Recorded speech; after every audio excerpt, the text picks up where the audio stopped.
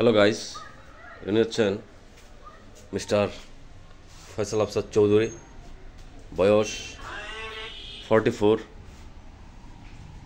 উনি পাবনা ক্যাডেট কলেজের ex student, Khulna ইউনিভার্সিটির ছাত্র, লন্ডন 9 মাস।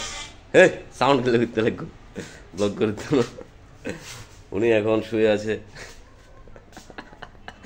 এটা ওনার বাসা। ওনার বাসাও আপাতত কেউ নাই, আছি আমি। এটা আর একটা রুম। শুয়ে শুয়ে মনের সুখে মোবাইল স্ক্রল করতেছে, এই যে ফেসবুক চালাচ্ছে, কোনো টেনশন নাই। উনি এখনো অবিবাহিত, বিয়ে করে নাই।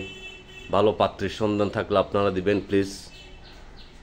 সুশ্রী, সুন্দর, শিক্ষিতা, অবশ্যই।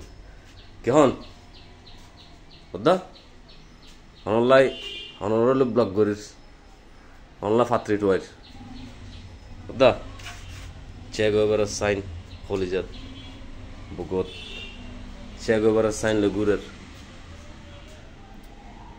ওদা অনর জীবন লই ব্লগ বানাই দি।